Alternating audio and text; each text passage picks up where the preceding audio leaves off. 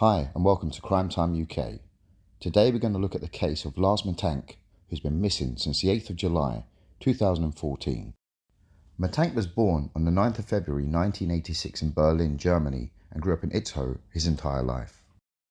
Lars Mittank held a steady job working in a power plant, had a long-term girlfriend and was very close to his parents. He visited his parents frequently after his father had a stroke and often helped his parents at home after he had finished work. He was described as a normal person.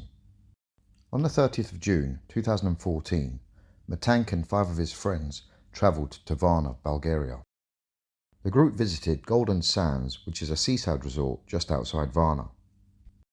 Golden Sands is the equivalent of Bulgaria's Ibiza. Throughout the week, the 6 friends done what they normally would do on holiday, playing football, relaxing by the beach, swimming in the pool, and of course clubbing. On the 6th of July, the day before the group was supposed to travel home, Mittank and his friends were at a bar in town.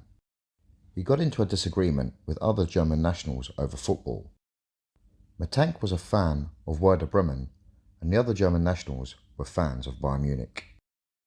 He then got into a fight with the group and damaged his ear in the process.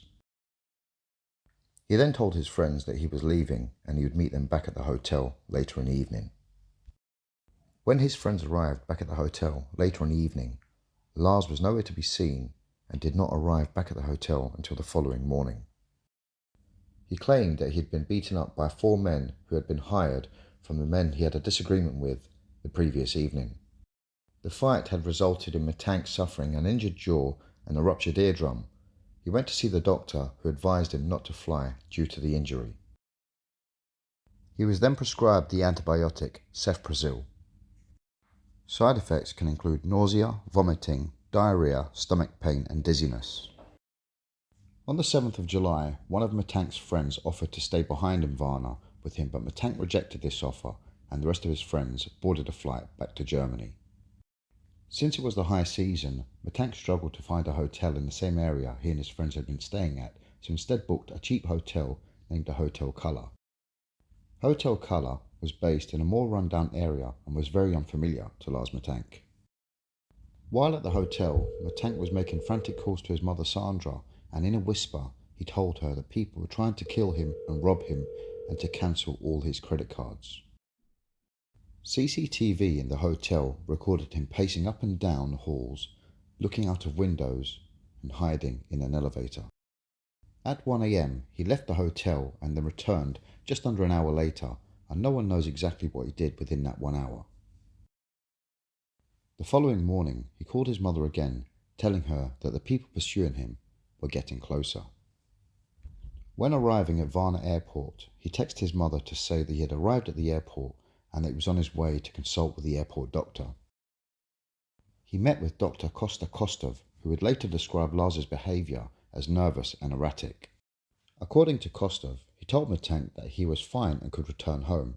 However, Mittank did not leave his office, expressing doubt about the medication that he was taking. At that time, a construction worker entered the office. The airport was undergoing renovation at the time, and Kostov said Mittank then began to tremble, and he yelled, "I don't want to die here." He then got up and fled the office and left behind his luggage, which included his wallet, mobile phone and passport. The airport CCTV that you will see here is the last time that Lars Mittank has been seen alive, and hasn't been seen in 8 years.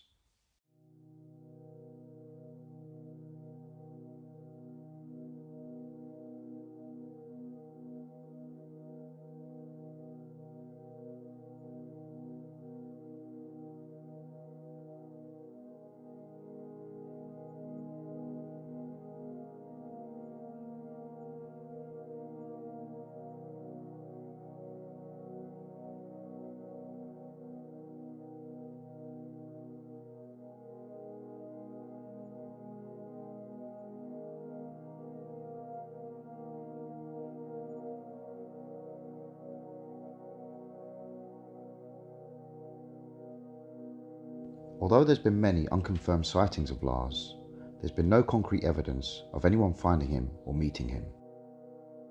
He's been known as the most famous man on YouTube and baffled millions of people as to his whereabouts. The pictures above show what Lars looked like when he disappeared and what he may look like now. His mother Sandra has never given up hope of finding him, and hopefully one day he will be found. This is definitely one of the strangest cases of mysterious disappearances that I have ever came across. What do you guys think?